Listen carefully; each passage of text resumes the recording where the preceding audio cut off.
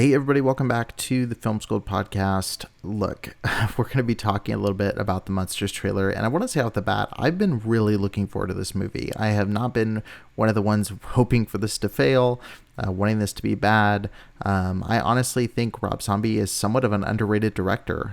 He's put out some really good films, and I've even been a fan of some of his recent work like 3 from Hell, 31. I think Lords of Salem is pretty close to a perfect movie. I love Halloween 2. It might be my favorite Halloween movie. I'm not as hot on Devil's Rejects and House of a Thousand Corpses as some may be, but I'm pretty hit when it comes to being hit or miss with Rob Zombie. I like a lot of his work. I get he's not for everybody. There's some things that people have mentioned, obviously, like dialogue and things that, aren't always the strong suit there. But I think as a director, he always does something really interesting. There's usually some great visuals in his work. And when he was announced to do his passion project, The Munsters, was being given basically $30 million to do a kids movie, I was pretty excited, and I got more and more excited as he started sharing behind the scenes images and different pictures and things from the set, the recreations. I love the Munsters, and I was really excited about what I saw. Then the teaser dropped, and I liked it. I thought it was a really cute recreation of the classic show. But then they dropped the trailer for the movie, and I'm going to kind of react to it now. I've already seen it. I know a lot of people have been sharing it around, but it is concerning, to say the least. Here it is.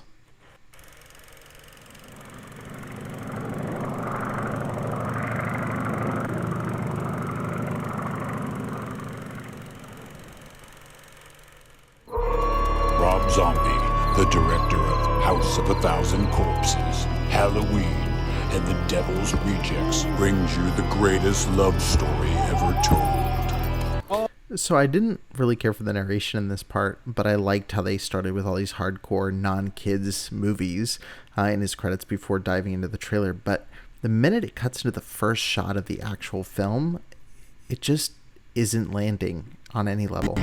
Brings you the greatest love story ever told. Oh, I don't like the sound of that. Think of it. The brain of a super genius transplanted into the body of a perfect physical specimen. I want a man that makes my blood run. A few have mentioned this. This was the biggest thing that stood out to me in this trailer is the sound.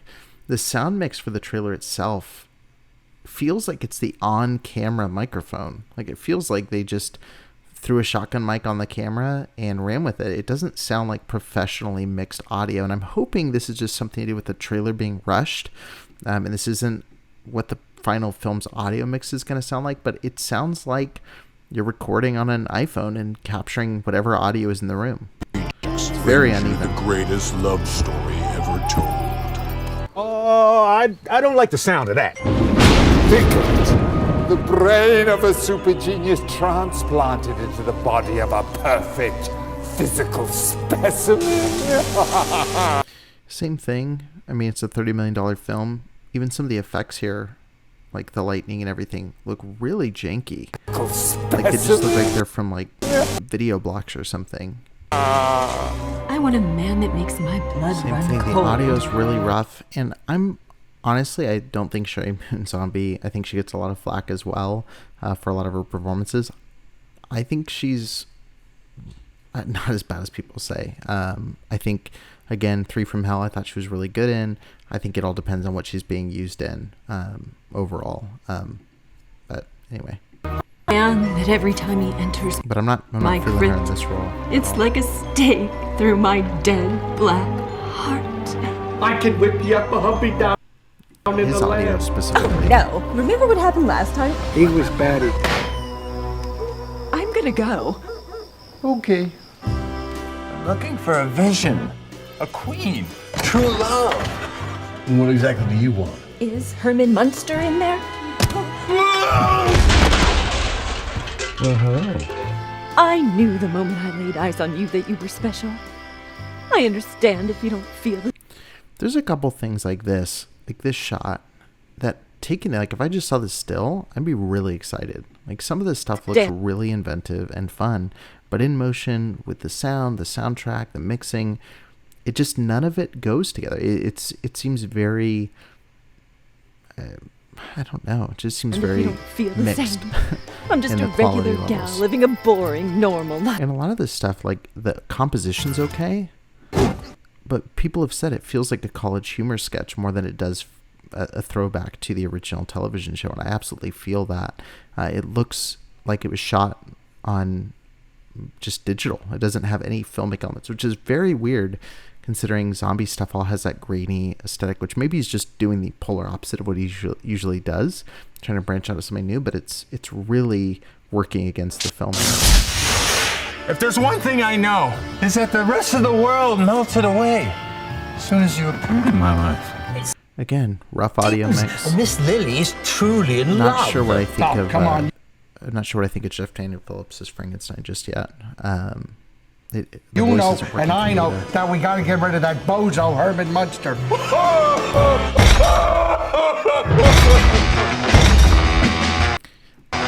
I think this shot and the following shots are kind of the idea that they should have just done the film in black and white, because those shots are beautiful.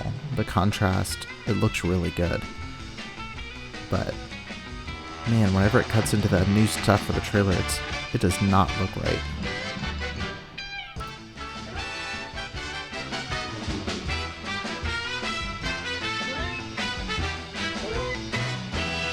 This shot I thought was amazing.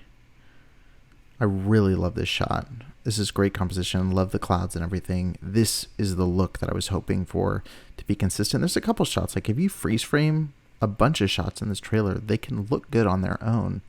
But again, once you see them, once you see them in motion and you start looking at how that very fake looking digital vibe that it has, it really doesn't work.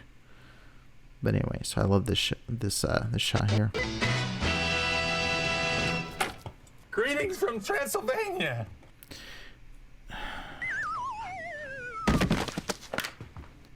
That's a strange way of saying hello.